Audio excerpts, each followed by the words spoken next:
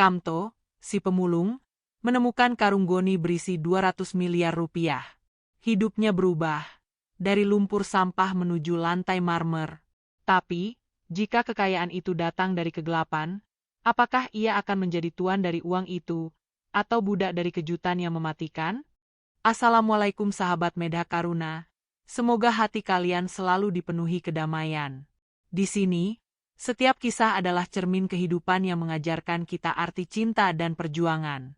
Sebelum kita lanjut, jangan lupa tekan tombol like dan subscribe agar cerita penuh makna ini terus hadir menemanimu. Tulis juga di komentar, kalian dari mana saja? Dan jika kisah ini menyentuh hati, cukup tulis, aku merasakannya. Dukungan kecilmu berarti besar untuk kami, agar cerita-cerita penuh harapan ini terus hidup. Kamto menghela napas panjang.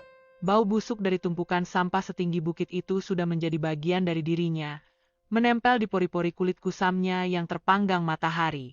Pria berusia 40 tahun itu berdiri tegak, meski badannya kurus seperti ranting kering. Di tangan kirinya, ia memegang karung goni yang masih ringkih. Tangan kanannya mengayunkan galah besi berujung kait, menembus lapisan-lapisan dosa yang dibuang oleh kota. Inilah tempat pembuangan akhir, rumah sekaligus medan juang Kamto. Udara pagi itu tebal dan menyesakkan. Ribuan lalat berdengung seperti orkestra kecil yang menyambut kedatangan para pencari rezeki. Mata Kamto, yang biasanya tampak lesu, kini fokus menatap ke bawah, memilah antara sampah organik dan material yang masih bernilai. Ia mencari botol plastik, pecahan kaca, atau potongan besi, remah-remah kehidupan yang bisa ditukar dengan beberapa lembar uang kertas lusuh. Pelan-pelan, "Mbah," seru Kamto. Di sebelahnya, Mbah Tarmin, seorang pemulung tua renta yang nyaris tidak kuat berdiri, terhuyung karena karung goninya yang terlalu berat.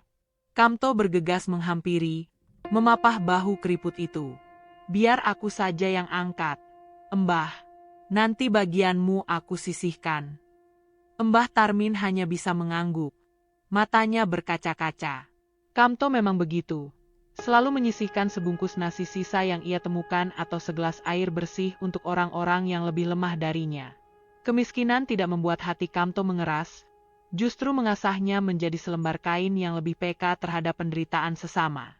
Ia percaya, sekecil apapun perbuatan baik, ia akan menjadi bekal, bukan di dunia yang fana ini, tetapi untuk kedamaian batinnya. Siang merayap, membawa panas yang menusuk hingga ke tulang. Keringat membanjiri punggung Kamto, membasahi kaos lusuh yang sudah tak berbentuk. Ia menyeka dahinya dengan punggung tangan. Tatapannya menyapu cakrawala. Di kejauhan, gedung-gedung pencakar langit kota metropolitan menjulang angkuh, berkilauan tertimpa cahaya. Kontras itu selalu menyakitkan. Kota itu adalah janji palsu, menawarkan kemewahan yang hanya bisa ia sentuh lewat bau sampah mereka. Kamto ingat ibunya, yang kini terbaring sakit di gubuknya yang hampir roboh. Obat-obatan sang ibu semakin mahal, dan hasil memulungnya tak pernah cukup. "Kalau saja aku punya uang yang banyak, Bu, aku akan bawa ibu ke tempat yang sejuk, jauh dari semua kotoran ini," bisiknya pada angin. Harapan itu, meski sekecil debu, adalah bahan bakar satu-satunya yang membuat kakinya terus melangkah. Ia berjalan ke sudut TPA yang jarang dijamah orang, tempat biasanya sampah-sampah berat dan padat dibuang. Ia menusukkan galahnya, berharap menemukan tumpukan besi tua. Krak! Ujung kaitnya menyentuh sesuatu yang keras. Kamto menggali dengan tangannya. Bukan besi, melainkan sebuah karung goni tua yang tampak lebih tebal dan kotor dari karung biasanya. Kamto menariknya. Karung itu terasa luar biasa berat. Bahkan lebih berat daripada karung Mbah Tarmin yang penuh botol kaca. Kamto bergumam, pasti isinya puing atau batu. Tidak bernilai. Ia berniat membuangnya lagi, tetapi entah dorongan dari mana, ia merasakan getaran aneh di ujung jarinya. Ia menyeret karung itu menjauh dari pandangan pemulung lain. Hatinya mulai berdebar tak keruan. Rasa penasaran mengalahkan rasa lelahnya. Setelah bersusah payah, ia berhasil membawa karung itu ke bawah pohon rindang di pinggir TPA, tempat ia biasa beristirahat. Ia mengamati karung itu, Simpulnya diikat sangat kuat dan rapi, tidak seperti simpul acak yang biasa digunakan para pemulung. Aroma busuk yang keluar dari tumpukan sampah tidak mampu menutupi bau tanah dan sedikit bau apek yang berasal dari kain karung itu sendiri. Dengan mata waspada, Kamto mengambil batu tajam dan mulai merobek simpulnya yang keras. Setelah simpul itu terlepas, ia menarik sedikit bibir karung. Matanya menyipit, mencoba menembus kegelapan di dalamnya. Kemudian, jantung Kamto seolah berhenti berdetak. Bukan batu, bukan puing. Yang ia lihat adalah warna hijau yang memanggil, tumpukan lembaran uang kertas yang disusun rapi, diikat dengan pita karet. Di antara tumpukan uang itu, ada kilauan kekuningan yang sangat menyilaukan mata, memantulkan cahaya matahari sore yang mulai meredup. Kamto menjatuhkan karung goni lusuhnya yang berisi sampah plastik. Ia meraih uang itu, menyentuh permukaannya yang halus dan dingin. Tangannya gemetar hebat. Ia menarik napas dalam-dalam, mencoba menenangkan dirinya. Ini bukan mimpi. Ini nyata. 200 miliar rupiah. Angka itu langsung terlintas di benaknya. Sebuah nilai yang mustahil. Kamto menyadari bahwa benda di hadapannya bukan hanya uang, tetapi kunci, sebuah kunci yang membuka gerbang dari kehidupan yang selama 40 tahun ini ia kenal sebagai penderitaan. Namun, di balik rasa syok dan kebahagiaan yang meluap, sekelebat pikiran dingin menyentuh benaknya. Siapa yang membuang harta sebanyak ini di tempat sampah? Ia buru-buru menutup karung itu, menyembunyikannya dengan tumpukan sampah lain. Malam itu, di tengah kegelapan TPA, Kamto tidur beralaskan uang dan emas. Hatinya penuh dengan kebahagiaan yang terlalu liar dan ketakutan yang terlalu nyata. Ia tidak lagi mencium bau busuk sampah. Yang ia cium adalah aroma perubahan. Kamto terbangun dengan rasa mual. Bukan karena bau TPA yang biasanya menyengat, melainkan karena syok yang menjalar di seluruh tubuhnya. Malam telah berganti, namun ia tidak bisa tidur sedikit pun. Di bawah tumpukan karung dan plastik bekas, harta karun yang mengubah segala logikanya tersembunyi. Ia mendekat, tangannya gemetar hebat seperti daun dihempas badai. Ia harus meyakinkan dirinya sendiri bahwa semua ini bukan demam yang disebabkan dehidrasi akut. Perlahan, ia membuka lagi karung goni itu.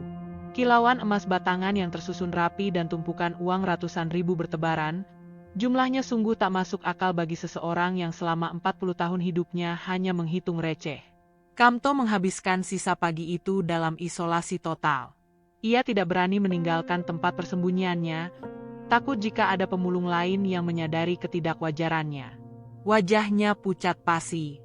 Ia merasa seperti seorang pencuri, padahal ia hanya seorang penemu.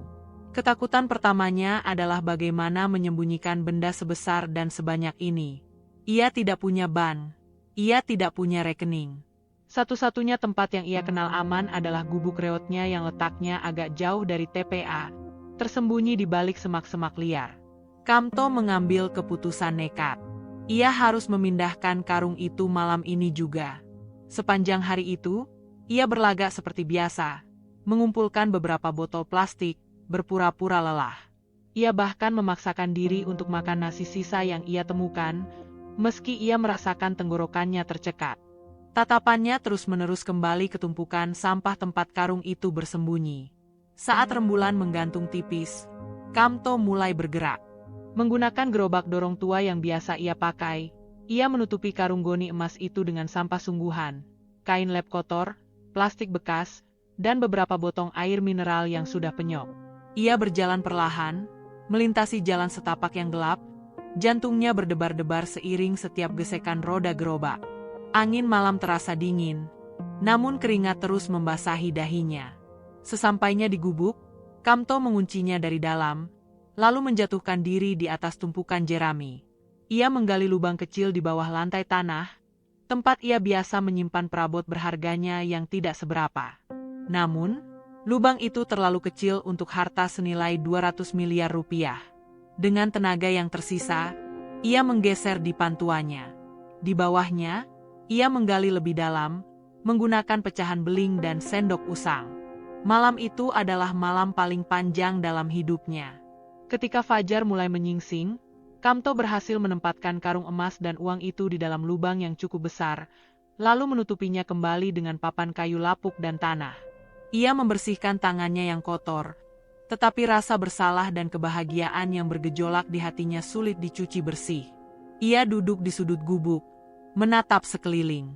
Gubuk ini sudah menemaninya puluhan tahun. Sekarang, di bawah lantai ini, tersembunyi kunci untuk membebaskan ibunya dari penderitaan. Keesokan harinya, Kamto mengambil keputusan yang penuh pertimbangan. Ia mengambil segenggam uang tunai, uang kertas bernilai paling kecil yang ia temukan. Ia menyamarkan diri, mengenakan baju terbaik yang ia miliki, sebuah kaos pemberian yang sudah kekecilan, dan pergi ke pasar terdekat. Langkah pertamanya adalah membayar utang. Ada utang puluhan ribu kepada warung kecil dan utang ratusan ribu untuk biaya pengobatan ibunya. Pemilik warung, seorang ibu parubaya yang selalu bersikap baik padanya, tampak terkejut. "Dari mana uang sebanyak ini, Nak Kamto?" tanya ibu warung dengan mata menyipit curiga. Kamto tersenyum kiku. "Rezeki, Bu. Kemarin dapat borongan plastik dan besi tua yang besar. Jauh, makanya baru bisa bayar sekarang." Kebohongan pertamanya terasa pahit di lidah. Setelah melunasi utang, ia langsung menuju apotek, membelikan obat terbaik untuk ibunya, bahkan membeli makanan bergizi. Saat ia kembali ke gubuknya, ibunya tersenyum, senyum yang sudah lama tidak ia lihat. Perasaan damai itu jauh lebih berharga daripada semua emas di karung itu. Namun, langkah besar harus diambil. Kamto tahu, ia tidak bisa menyimpan uang sebanyak itu di gubuknya selamanya. Ia harus pindah. Dengan hati-hati, ia mencari informasi mengenai properti sederhana di luar kota, di daerah pinggiran yang tenang. Ia tidak ingin membeli rumah mewah, karena itu akan menarik perhatian yang tidak diinginkan. Ia mencari rumah yang cukup layak, yang memiliki halaman kecil dan udara yang lebih bersih untuk ibunya. Pada hari transaksi, Kamto berhadapan dengan seorang notaris parubaya. Ia membawa uang tunai dalam tas ransel lusuh, jumlahnya cukup untuk membeli rumah kecil itu. Ekspresi notaris itu tak ternilai, tercampur antara rasa jijik melihat penampilan Kamto dan rasa kaget melihat uang tunai yang ia bawa. "Bapak yakin tidak ingin melalui bank?" tanya notaris itu, suaranya dipenuhi keraguan. "Tidak usah, Pak. Saya orang desa, tidak mengerti urusan bank," jawab Kamto, menahan rasa malu yang menghimpit. Setelah menandatangani semua dokumen, Kamto keluar dari kantor notaris itu. Ia kini punya alamat baru. Ia telah meninggalkan TPA, tempat penderitaan dan penemuannya. Ia menoleh ke belakang, sekali lagi melihat cakrawala kota metropolitan yang menjulang.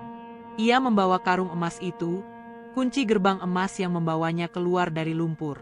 Namun, tepat pada saat itu, sebuah berita di layar televisi di sebuah warung kopi di seberangnya menarik perhatiannya.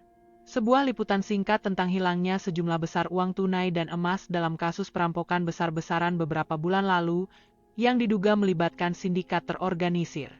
Berita itu menyebutkan bahwa uang itu belum ditemukan dan pihak berwajib menduga sindikat itu akan mencarinya. Kamto membeku. Rasa sukacita yang baru saja ia rasakan seketika menguap, digantikan oleh ketakutan yang menusuk. Karung goni itu bukan hanya hadiah. Karung itu adalah bom waktu dengan hitungan mundur yang sudah dimulai. Ia bergegas pergi, kini tahu bahwa hidup barunya akan jauh lebih rumit daripada sekadar menghitung lembaran uang. Kamto kini tinggal di sebuah rumah kecil namun asri di daerah pinggiran kota. Udara di sini jauh lebih bersih. Tidak ada lagi aroma busuk TPA yang menusuk. Dinding gubuk reot telah berganti dengan tembok bata yang kokoh, dan lantai tanah berganti dengan lantai keramik putih yang dingin. Setiap pagi, ia memandang ibunya yang kini bisa duduk di teras kecil, menikmati secangkir teh tanpa harus menghirup debu jalanan. Pemandangan itu adalah bayaran sepadan untuk semua ketakutan yang ia bawa. Ia telah berhasil memindahkan sebagian besar uang tunai dan emasnya. Dengan bantuan seorang kenalan baru yang tidak banyak bertanya, ia menyewa 2 kotak penyimpanan besi besar di sebuah fasilitas safe deposit box yang cukup terpercaya, dengan alasan menyimpan surat-surat warisan keluarga. Sisa uang tunai yang relatif kecil ia simpan di rumah, di tempat yang sangat rahasia. Perubahan hidup Kamto terjadi dengan sangat cepat. Namun ia berusaha menjaganya agar tetap samar. Ia membeli mobil bekas yang layak, bukan mewah, hanya agar ibunya bisa bepergian dengan nyaman. Ia mengganti pakaiannya, membeli baju-baju yang bersih dan rapi, menghilangkan ciri-ciri fisik seorang pemulung. Namun, di balik kemeja barunya, ia masih tetap Kamto yang tabah dan rendah hati. Ia masih sering merasa canggung, terbiasa berdiri di balik bayangan, bukan di bawah sorotan.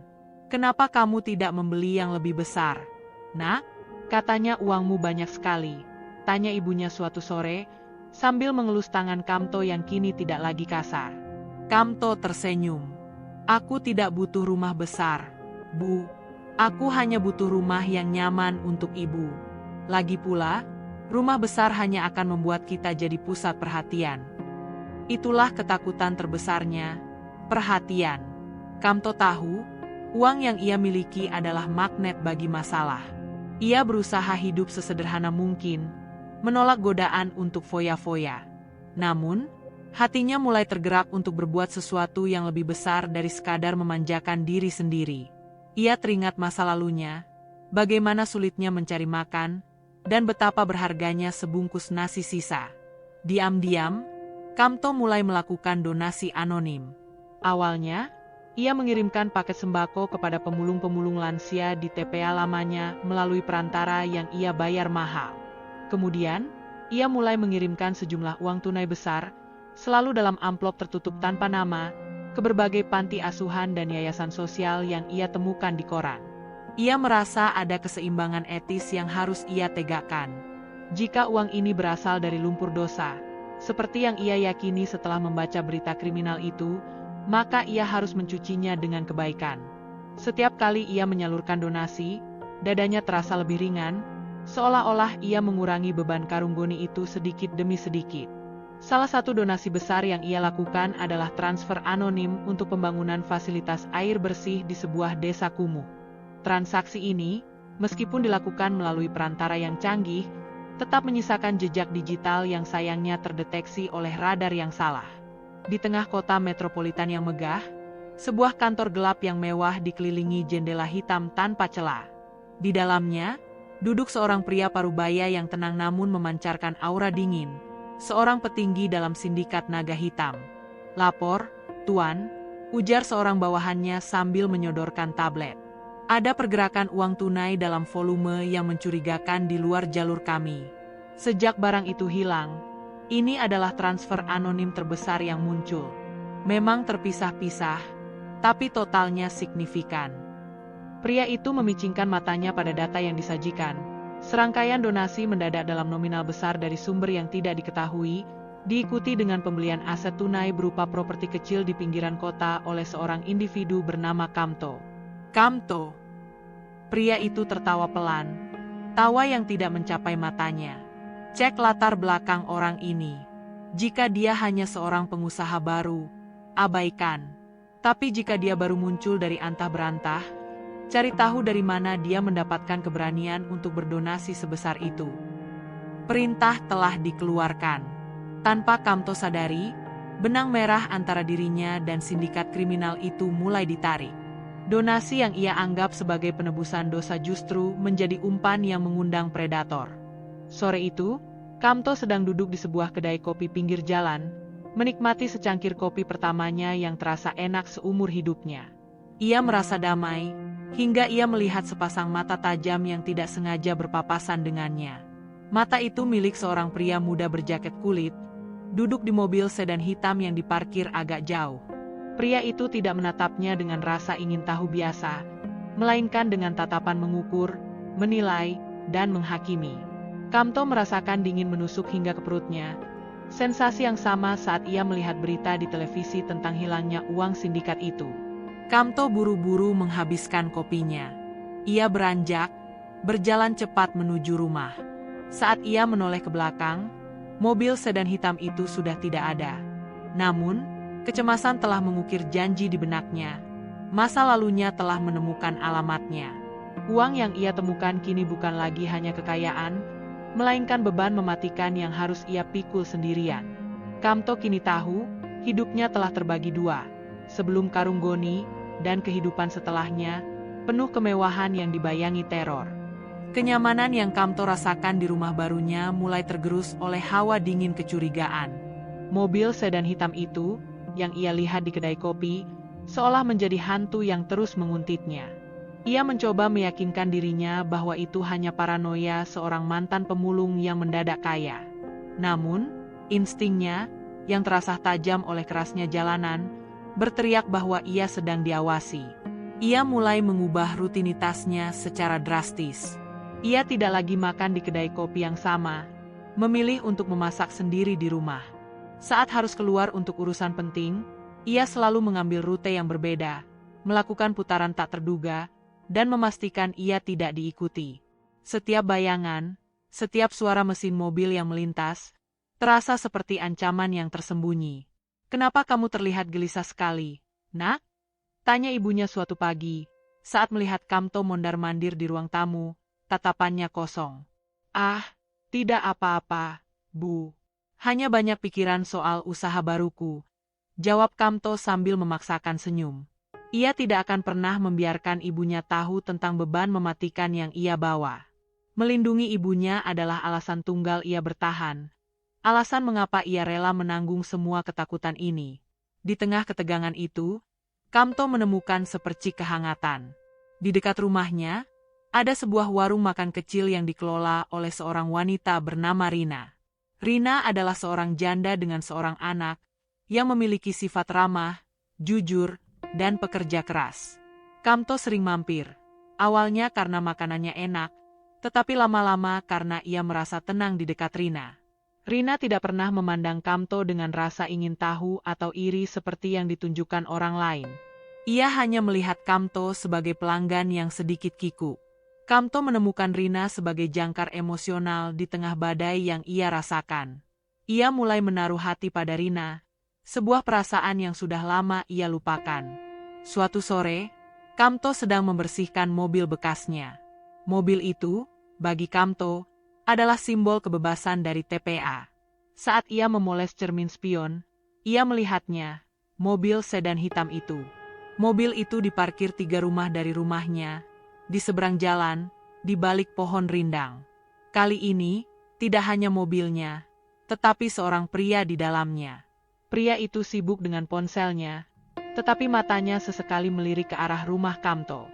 Jantung Kamto mencelos. Paranoianya bukan isapan jempol. Mereka tahu di mana ia tinggal. Kamto berpura-pura santai, meneruskan kegiatan membersihkan mobil, tetapi tangannya yang memegang kain lap berkeringat dingin. Ia mengamati detail pria itu, jaket kulit gelap, potongan rambut cepak, dan aura dingin. Ini jelas bukan tetangga biasa. Setelah pria itu pergi, Kamto segera masuk ke dalam rumah. Ia mengunci semua pintu dan jendela, lalu mencari buku telepon lama yang berisi nomor-nomor darurat. Tiba-tiba, ia menyadari kekuatan uang tunai yang ia miliki. Uang itu memberinya kenyamanan, tetapi uang itu tidak bisa membelikannya keamanan atau teman sejati. Ia benar-benar sendirian dalam menghadapi ancaman ini. Kamto ingat percakapan samar yang ia dengar dari berita di televisi. Ia tahu bahwa sindikat naga hitam memiliki koneksi yang luas. Ia tidak bisa lapor polisi, karena ia sendiri mencurigakan, karena tiba-tiba memiliki uang tunai dalam jumlah fantastis tanpa sumber yang jelas. Ia tidak bisa mempercayai siapapun. Ia segera menuju tempat penyimpanan uang tunai yang ia sisakan di rumah. Ia menghabiskan malam itu dengan menghitung ulang dan menyusun strategi. Ia harus mencari tahu apa yang mereka ketahui. Keesokan harinya, Kamto memutuskan untuk bersikap proaktif, alih-alih pasif. Ia menyamar, mengenakan topi usang dan kacamata hitam. Ia menyusuri tempat parkir mobil di dekat fasilitas safe deposit box yang ia sewa.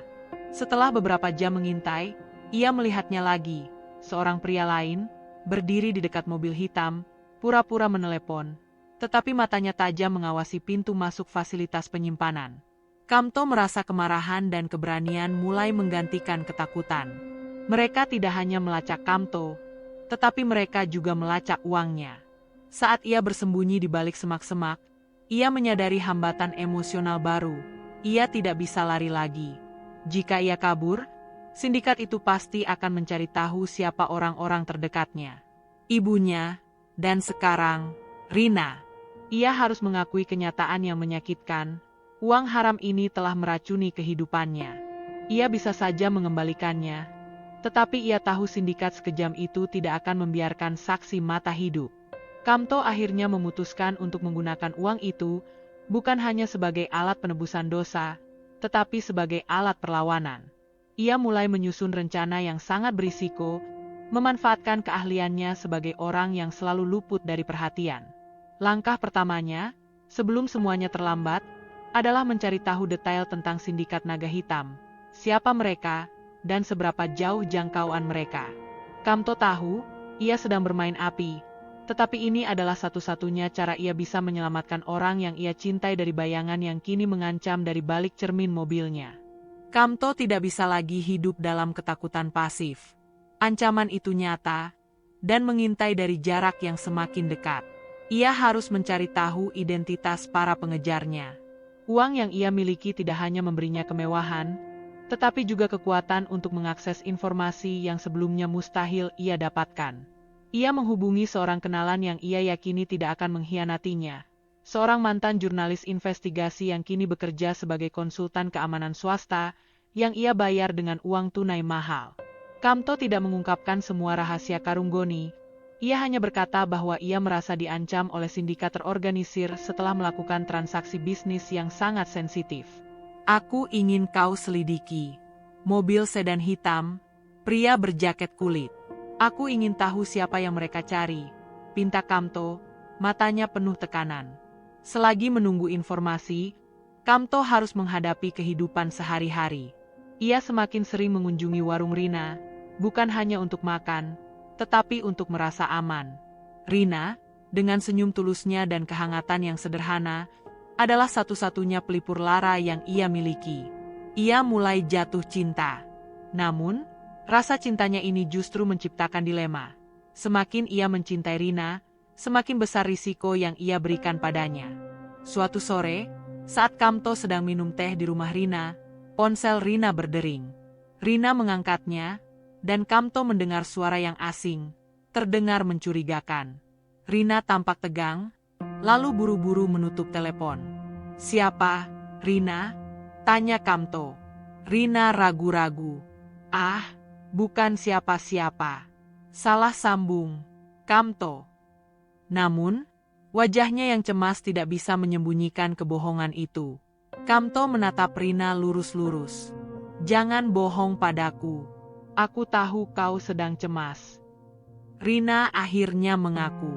Beberapa hari terakhir, ada pria aneh yang datang ke warungnya, berpura-pura menjadi pelanggan. Pria itu menanyakan banyak hal tentang Kamto. Dari mana asalnya? Apa pekerjaannya? Apakah ia sering sendirian? Pria itu bahkan menawarkan sejumlah uang besar kepada Rina agar mau memberikan detail tentang Kamto. Mendengar pengakuan itu, jantung Kamto terasa seperti dibanting. Mereka tidak hanya mengawasinya, mereka sudah mulai menyentuh orang-orang terdekatnya. Amarahnya memuncak, bercampur dengan rasa bersalah yang tak terperikan. Rina, wanita polos ini, kini ditarik ke dalam pusaran bahaya karena uang haramnya. "Aku minta maaf, Rina," bisik Kamto. "Kau harus menjauh dariku." Rina menggeleng, matanya berkaca-kaca. "Aku tidak akan takut. Aku tahu kau orang baik, Kamto. Aku percaya padamu." Kepercayaan Rina, meskipun menenangkan, justru membuat Kamto semakin merasa terbebani.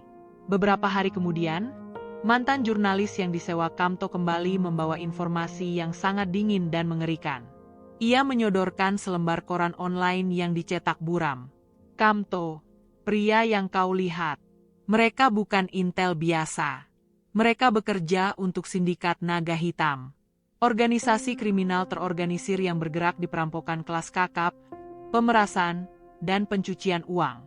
Mereka sangat berbahaya, tidak segan-segan melenyapkan saksi," jelas sang jurnalis, nadanya serius. "Dan uang yang kau miliki." Ia melanjutkan, "Uang itu hilang dalam perampokan besar-besaran 7 bulan yang lalu. Totalnya memang 200 miliar. Sindikat ini belum bisa melacaknya karena uang itu disembunyikan dalam sistem pembuangan akhir sebelum sempat dicuci. Kamto tersandar di kursinya, merasakan darahnya mengering. Karung goni itu benar-benar berasal dari sarang penyamun. Ia kini menjadi target utama sekelompok kriminal paling kejam di kota. Yang lebih parah, jurnalis itu memberikan informasi terselubung lainnya. Beberapa hari terakhir, sindikat itu mulai melakukan pengintaian terbuka terhadap aset-aset yang dibeli secara tunai oleh individu yang tiba-tiba kaya. Mereka yakin si penemu uang itu mulai menghamburkannya. Kamto menyadari kesalahannya. Donasi anonim berskala besar dan pembelian properti tunai telah membuatnya terlihat mencolok. Ia telah menandatangani surat hukuman matinya sendiri. Mereka tahu kau ada di suatu tempat, dan mereka mulai mempersempit lingkaran. Mereka melacak semua pergerakan uang tunai yang tidak wajar. Kau harus bergerak, Kamto. Sekarang, kau tidak hanya melawan mereka, kau harus mengelabui mereka, ujar sang jurnalis sebagai peringatan terakhir. Kamto menatap foto-foto pria berjaket kulit yang kini ia ketahui adalah anggota sindikat. Keputusannya sudah bulat. Ia tidak akan lari. Ia tidak akan mengembalikan uang itu. Mengembalikannya sama saja dengan mati dan membiarkan uang itu kembali ke tangan kejahatan. Ia berdiri, dadanya dipenuhi tekad yang membara. Ia akan menggunakan uang terkutuk ini untuk melawan mereka. Ia akan menggunakan sisa uang yang belum ia donasikan untuk menciptakan kekacauan yang akan menyibukkan sindikat naga hitam, sekaligus memberikan perlindungan terakhir bagi ibunya dan Rina. Babak baru telah dimulai. Bukan lagi tentang kemewahan, melainkan perang dingin antara seorang pemulung dan sindikat paling kejam di kota. Kamto merasakan dingin menusuk hingga ke sumsum tulang, tetapi bukan karena suhu, melainkan karena kemarahan yang membara di dadanya. Sindikat naga hitam tidak lagi bermain petak umpet. Mereka telah menunjukkan cakar mereka, dan kini Rina, cahaya kecil dalam kehidupan Kamto, menjadi sandera emosional mereka. Pagi itu, Kamto melihat mobil sedan hitam itu kembali. Kali ini, mobil itu tidak parkir jauh. Mobil itu berhenti tepat di depan warung makan Rina. Dua pria berjaket kulit keluar, perawakan mereka besar dan menakutkan, melangkah santai seolah-olah merekalah pemilik jalanan itu. Kamto sedang dalam perjalanan pulang, tersembunyi di balik tikungan. Ia segera menghentikan mobilnya, jantungnya berdebar kencang, memukuli tulang rusuknya. Ia menyaksikan adegan itu dari kejauhan, matanya menyala. Para preman itu memesan kopi, lalu duduk di kursi yang paling dekat dengan Rina. Mereka tidak makan. Mereka hanya berbicara dengan suara rendah, tetapi gestur mereka jelas merupakan intimidasi. Kamto melihat Rina semakin pucat. Ia mencoba tersenyum ramah, namun senyum itu tampak rapuh, seperti kaca yang siap pecah. Salah satu pria itu mengeluarkan uang tunai segepok dan meletakkannya di atas meja, lalu mendorongnya sedikit ke arah Rina. Kamto tidak bisa mendengar dialognya, tetapi ia bisa membaca maknanya, suap atau ancaman. Tiba-tiba, pria yang lebih pendek itu meraih tangan Rina. Bukan sentuhan mesra, melainkan cengkeraman mengancam yang menahan Rina di tempatnya. Kamto melihat Rina tersentak. Mata wanita itu memancarkan ketakutan murni yang menusuk hingga ke hatinya. Emosi Kamto mencapai maksimal. Darahnya mendidih. Ia lupa tentang bahaya, lupa tentang 200 miliar rupiah. Yang ia lihat hanyalah seorang wanita tak bersalah yang ia cintai sedang diperlakukan seperti barang. Tanpa berpikir panjang, Kamto membanting pintu mobilnya dan berlari. "Lepaskan dia!" teriak Kamto. Suaranya parau karena amarah. Kehadiran Kamto yang tiba-tiba membuat kedua preman itu terkejut. Mereka melepaskan Rina, dan seringai sinis terukir di wajah mereka. "Wah, si tuan kaya akhirnya nongol juga," ujar pria jangkung itu, suaranya berat dan mengancam. "Kami hanya ingin tahu, Tuan, dari mana Anda mendapatkan keberanian untuk membeli mobil baru dengan uang yang bukan milik Anda?" Rina berdiri di belakang Kamto, menggenggam lengannya erat-erat, tubuhnya gemetar. "Jangan, Kamto, jangan cari masalah," bisiknya memohon. Kamto mengabaikan Rina dan fokus pada pria-pria itu. Uang ini aku temukan. Itu bukan uang kalian. Itu barang temuan, balas Kamto. Suaranya berusaha keras tetap tenang, meski ia tahu dirinya sedang berada di ambang bencana. Pria yang lebih pendek tertawa, tawa yang terdengar seperti gesekan besi. Barang temuan? Lucu sekali. Kami tidak punya waktu untuk lelucon. Kami diutus bos. Kami tahu kau punya sebagian besar harta kami, Tuan Kamto. Dan kami ingin semuanya kembali. Pria jangkung itu melangkah maju, tangannya bergerak cepat ke saku jaketnya. Sebuah gerakan yang Kamto kenali sebagai ancaman senjata. Kau punya waktu 24 jam, ujar pria jangkung itu. Nadanya kini berubah menjadi perintah dingin. Kembalikan semua yang kau ambil. Atau besok, ibumu akan kehilangan obatnya, dan wanita cantik ini, ia melirik Rina dengan jijik, akan kehilangan senyumnya. Ancaman terhadap ibunya dan Rina seperti sambaran petir yang meredam amarah Kamto dan menggantinya dengan kengerian. Ia menyadari betapa jauh jangkauan sindikat itu. Mereka telah mengintai ibunya. Mereka tahu setiap detail kehidupannya. Kamto mundur selangkah. Napasnya memburu. Ia tahu pertarungan fisik tidak akan pernah ia menangkan. Aku akan memikirkannya, ujar Kamto, tenggorokannya tercekat. Bagus, kata pria jangkung itu, menyeringai puas. Kami akan menghubungimu. Jangan coba-coba lari. Kami sudah tahu semua yang perlu kami tahu tentangmu. Pemulung. Pria itu sengaja menyebut julukan lamanya dengan nada ejekan, sebuah penegasan bahwa mereka telah menguasai seluruh latar belakang Kamto. Setelah kedua preman itu masuk ke mobil dan pergi, Rina menangis. Kamto memeluknya erat. Rasa bersalahnya kini seberat karung goni emas itu. Aku minta maaf, Rina. Aku janji, aku akan melindungimu, bisik Kamto. Malam itu, di dalam rumahnya yang sunyi, Kamto duduk sendirian, menatap uang tunai yang tersisa. Uang ini telah membebaskannya dari kemiskinan, tetapi sekarang uang ini menuntut harga darah dari orang-orang yang ia sayangi. Kamto menimbang-nimbang pilihannya. Mengembalikan uang itu dan hidup sebagai pengecut yang beruntung? Tidak. Mereka akan tetap membunuhnya sebagai saksi. Melarikan diri? Itu akan meninggalkan ibunya dan Rina dalam bahaya yang lebih besar. Hingga tengah malam, Kamto membuat keputusan paling berani dan nekat dalam hidupnya. Ia tidak akan menyerahkan uang itu kepada kejahatan. Ia akan menggunakan sisa kekayaan itu, yang tersimpan di safe deposit box, sebagai alat penghancur sindikat itu. Ia akan menyebarkan uang itu sedemikian rupa, dalam waktu yang sangat singkat, sehingga sindikat tidak akan pernah bisa mengumpulkannya kembali, dan pada saat yang sama, menciptakan kekacauan publik yang akan menarik perhatian penegak hukum yang selama ini luput dari kasus ini. Kamto tahu, langkah ini adalah judi besar yang taruhannya adalah nyawanya. Namun, ini adalah satu-satunya cara untuk membuktikan bahwa kebaikan bisa lahir dari lumpur dosa. Kamto, sang pemulung, siap menjadi pahlawan yang terpaksa. Kamto tidak tidur malam itu. Di bawah sorot lampu meja yang redup, ia menyusun rencana yang berisiko. Malam berlalu dalam hening yang mencekam, diwarnai rasa takut yang bercampur dengan tekad baja. Ultimation 24 jam dari sindikat naga hitam menggantung di udara seperti tali gantungan. Pagi menyambut dengan janji palsu. Matahari bersinar cerah, tetapi hati Kamto diselimuti mendung. Ia tahu ia tidak bisa melawan para preman itu dengan tinju atau senjata. Ia hanya bisa melawan mereka dengan kekacauan logistik, menggunakan uang mereka sendiri untuk menghancurkan rencana mereka.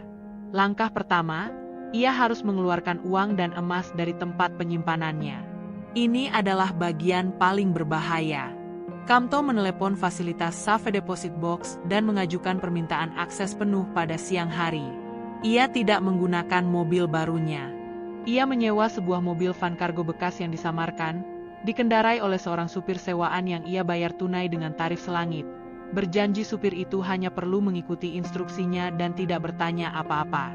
Saat Kamto tiba di fasilitas penyimpanan, ia merasakan puluhan mata mengawasinya, bahkan sebelum ia melangkah masuk. Ia yakin pria-pria sindikat itu berada di dekat sana, menunggu gerakannya. Ia berpura-pura tenang, menatap lurus ke depan, sementara keringat dingin membasahi punggungnya. Di dalam, Kamto menarik semua yang tersisa, uang tunai dalam peti besi dan emas batangan yang berkilauan. Total sisa harta itu masih bernilai ratusan miliar, angka yang tak terbayangkan. Ia memindahkannya ke dalam kantong-kantong kanvas tebal, lalu menuju van kargo. Saat van mulai bergerak, Kamto mengeluarkan ponsel sekali pakai, burner phone, yang telah ia siapkan. Ia menghubungi seorang kaki tangan terpercaya dari masa lalu, mantan tukang ojek langganan yang sudah lama Kamto bantu, yang ia yakini memiliki loyalitas dan memahami kerasnya hidup di jalanan. "Adi, aku butuh bantuanmu. Pekerjaan besar, berbahaya, dan kau akan dibayar setara gaji setahun. Tapi kau harus ikut aturanku." Kamto berbicara dengan nada memerintah, yang jarang ia gunakan. Adi setuju. Kamto kemudian menghubungi beberapa mantan kenalan lamanya di TPA, para pemulung yang ia yakini jujur dan berani, mereka yang selalu ia bantu saat masih miskin. Ia memanggil mereka untuk berkumpul di sebuah lokasi terpencil di pinggiran kota. Rencana Kamto sungguh gila. Ia memutuskan untuk menyebarkan uang itu secara sporadis, menjadikannya puluhan bahkan ratusan target kecil yang tidak mungkin dilacak dan dikumpulkan kembali oleh sindikat dalam waktu singkat. "Kalian akan mendistribusikan ini," kata Kamto kepada kelompok kecil pemulung dan Adi, sambil membuka salah satu kantong kanvas yang penuh uang tunai. Mata mereka terbelalak. "Tugas kalian, dalam 8 jam ke depan, kalian harus mengantarkan amplop-amplop ini. Satu amplop untuk satu alamat. Tidak boleh ada yang tahu siapa yang mengirim, dan kalian tidak boleh membuka isinya," perintah Kamto. Isi amplop itu, uang tunai dalam jumlah kecil hingga menengah, disalurkan ke alamat acak yayasan nirlaba kecil, panti jompo, sekolah-sekolah di daerah kumuh, dan bahkan keluarga miskin yang datanya ia dapatkan dari Rina. Sementara itu, Kamto mengemudikan van kargo berisi emas dan sebagian besar sisa uang tunai. Ia menuju ke titik paling padat di kota, sebuah kawasan bisnis yang penuh dengan bank dan kantor polisi. Saat ia mencapai pusat kota, ponselnya berdering. "Nomor asing. Waktumu habis. Kamto. Di mana uang kami?" Suara serak dan dingin itu milik bos sindikat naga hitam. "Aku sudah memutuskan," jawab Kamto, suaranya mantap. "Aku tidak akan mengembalikan uang itu kepada kalian. Uang itu sudah kutinggalkan. Carilah sendiri." Plak. Sambungan diputus. Kamto tahu ia telah menyatakan perang. Ketegangan mencapai titik didih. Van yang dikemudikan Kamto disusul dengan kecepatan tinggi oleh 2 mobil sedan hitam. Pengejaran dramatis pun dimulai di jalanan padat kota. Kamto, meskipun hanya seorang pemulung, memiliki insting mengemudi di jalanan yang luar biasa. Ia mengemudi dengan nekat, menghindari tabrakan, sambil terus memantau proses penyebaran uang melalui burner phone yang lain. "Lakukan sekarang, Adi," teriak Kamto. Di saat yang sama, tim kecil yang dipimpin Adi mulai beraksi. Uang-uang tunai disebarkan secara simultan ke seluruh penjuru kota. Setiap donasi kecil itu, saat dikumpulkan, bernilai fantastis. Di dalam mobil van, Kamto merancang skenario terakhir. Ia tahu ia tidak bisa meloloskan diri dari pengejaran. Ia harus mengorbankan diri demi kekacauan informasi. Ia mengalihkan kendaraannya ke sebuah gang sempit, menabrakkannya ke dinding, lalu berlari keluar, hanya membawa satu tas kecil berisi emas batangan bernilai tertinggi. Krisis terbesar, emas. Jika sindikat berhasil mendapatkan kembali emas ini, mereka tetap menang. Kamto berlari sekuat tenaga, meninggalkan van kargo yang kini dikepung oleh preman-preman sindikat. Ia tahu, uang tunai yang tersisa di van itu mungkin akan kembali ke tangan mereka, tetapi emas adalah simbol kekuasaan mereka.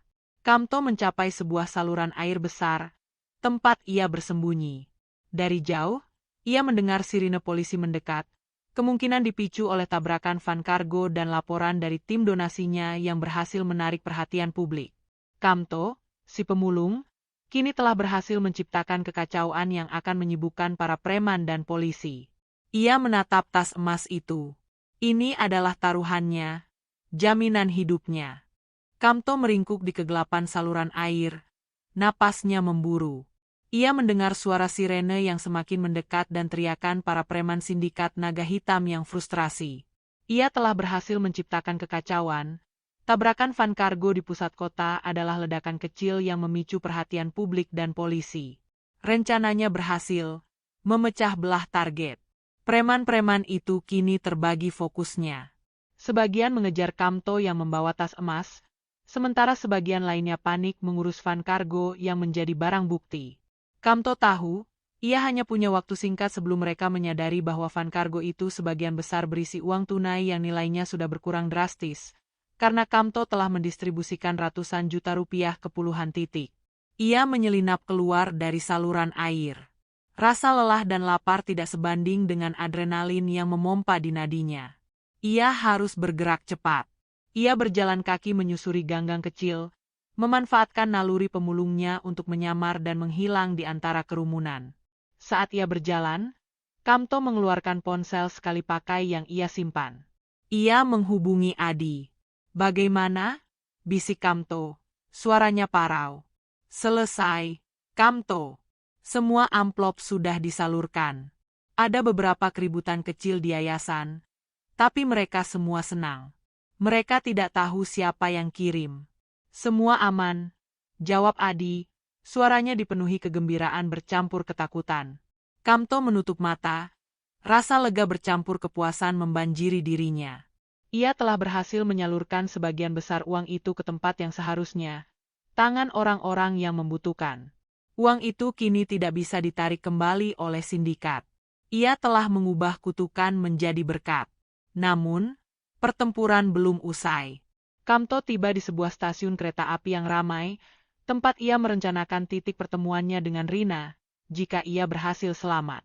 Ia duduk di bangku, berpura-pura menjadi pelancong yang kelelahan. Tas emas itu tersembunyi di bawah jaket usangnya. Tiba-tiba, ia melihatnya. 3 orang preman dengan pakaian kasual, tetapi mata mereka tajam mencari-cari. Mereka bukan orang-orang yang mengejarnya di van kargo. Ini adalah tim pengintai yang lebih terlatih, tim yang dipimpin oleh bos sindikat sendiri. Salah satu preman itu menunjuk ke arahnya. "Itu dia, si pemulung." Kamto meloncat dari bangku. Pengejaran dramatis terjadi di tengah keramaian stasiun. Kamto berlari sekuat tenaga. Ia melompat melewati loket, dan menyelinap di antara lautan manusia yang sedang menunggu kereta. "Berhenti! Kembalikan barang kami!" teriak salah satu preman. Kamto menabrak seorang pedagang kaki lima, menyebabkan barang dagangan pedagang itu berhamburan. Ia tidak punya waktu untuk meminta maaf. Tekanan mental dan fisik Kamto mencapai batasnya. Ia berlari bukan demi uang, tetapi demi keselamatan ibunya dan Rina. Ia mencapai ujung peron. Sebuah kereta baru saja tiba. Kamto tahu, jika ia naik, ia hanya akan menjadi tikus yang terperangkap dalam kotak besi. Ia harus membuat kejutan terakhir. Dengan napas tersengal, Kamto berhenti. Ia berbalik, menatap tajam ke arah 3 preman yang hanya berjarak beberapa meter. "Aku tahu kalian mencari ini," teriak Kamto, sambil mengangkat tas kecil berisi emas batangan di atas kepalanya. Tatapan para preman itu langsung terfokus pada tas tersebut. Mata mereka dipenuhi keserakahan. Kamto menggunakan seluruh kekuatan lengannya, melemparkan tas emas itu jauh ke atas atap kereta yang sedang berhenti, tepat di tengah sambungan gerbong. Tas itu mendarat dengan bunyi duk yang samar, lalu menghilang dari pandangan.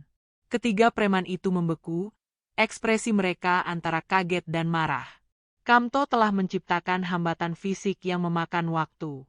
Mereka harus memanjat atau menunggu kereta bergerak. "Dasar gila! Kau akan mati!"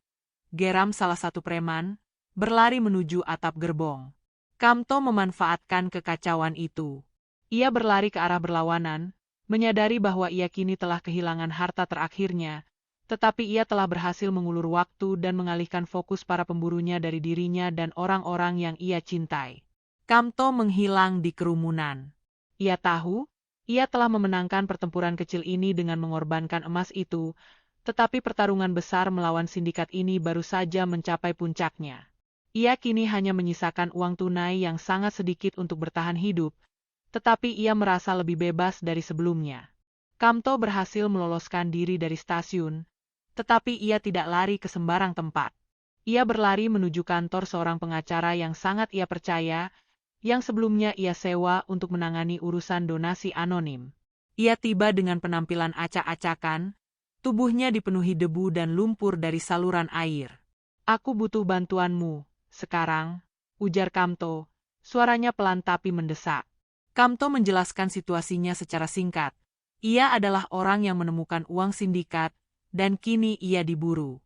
Ia tidak meminta pengacara itu melindunginya dari hukum, tetapi dari sindikat naga hitam. Ia juga menjelaskan tentang jaringan donasi anonim yang baru saja ia selesaikan, yang kini telah membuat sindikat itu panik. Jalan keluar Kamto adalah dengan menukar kebebasannya untuk keselamatan orang-orang terkasihnya. Pengacara itu, meskipun terkejut, melihat bahwa Kamto bukanlah penjahat. Ia melihat mata yang lelah, tetapi dipenuhi kejujuran. Mereka berdua menyusun rencana. Pengacara itu segera menghubungi kontak rahasia di kepolisian, seorang inspektur yang dikenal bersih dan berintegritas, yang sudah lama berusaha membongkar jaringan naga hitam. Kamto menawarkan pertukaran informasi yang tidak ternilai harganya. Ia akan memberikan lokasi pasti van kargo yang ditinggalkannya, yang penuh dengan uang sindikat, meskipun sudah berkurang, dan ia akan memberikan clue tentang cara melacak emas yang ia sembunyikan, bukan di atap kereta, melainkan ia telah menjatuhkannya ke celah sempit antara gerbong sebelum kereta bergerak. Sebagai imbalannya, Kamto meminta perlindungan penuh untuk ibunya dan Rina, serta jaminan bahwa ia tidak akan dicari oleh polisi atas tuduhan kepemilikan uang. Alasannya, uang itu adalah barang temuan yang ia gunakan untuk berbuat baik. Inspektur itu setuju. Bagi kepolisian, ini adalah kesempatan emas untuk menangkap anggota kunci sindikat dan memulihkan sebagian besar uang hasil kejahatan, sekaligus mengamankan seorang saksi kunci. Beberapa jam setelah pengejaran dramatis di stasiun, berita utama di televisi meledak. Kepolisian berhasil menyita van kargo berisi uang tunai dalam jumlah besar, yang diakini terkait dengan sindikat naga hitam. Liputan itu juga menyebutkan adanya donasi anonim mendadak yang menyebar ke seluruh kota, menciptakan teka-teki publik tentang malaikat Goni. Kamto menyaksikan berita itu di kantor pengacara. Ia merasa lega dan sedih sekaligus.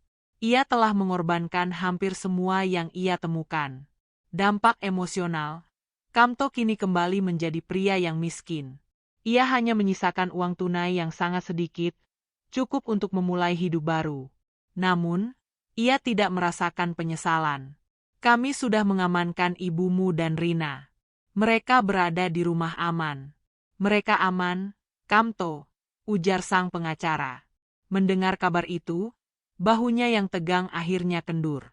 Air mata yang selama ini ia tahan, perlahan menetes.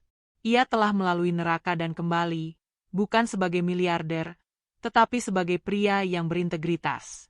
Ia memilih perlindungan dan keselamatan orang yang ia cintai di atas kekayaan yang dapat membusukkan hati. Kamto memutuskan untuk menghilang sementara waktu, meninggalkan kota sampai situasi benar-benar aman. Sebelum pergi, ia mengirimkan satu pesan terakhir kepada Rina melalui pengacara, sebuah pesan singkat dan tulus. "Rina, aku harus pergi sementara. Aku tidak bisa menjelaskan, tapi percayalah, ini untuk keselamatan kita. Aku akan kembali saat semuanya berakhir. Jaga dirimu. Dan terima kasih untuk semua senyum tulusmu." Kamto meninggalkan kantor pengacara itu di malam hari, di bawah perlindungan polisi berpakaian preman. Ia melihat ke belakang untuk terakhir kalinya, ke arah kota yang kini sudah ramai membicarakan kisah uang misterius itu. Ia bukan lagi Kamto, si pemulung. Ia telah menjadi sosok yang diperhitungkan, meskipun identitasnya tetap tersembunyi. Pengorbanan hartanya telah menyelamatkan nyawa dan membuktikan bahwa perbuatan baik adalah aset yang tidak dapat dicuri.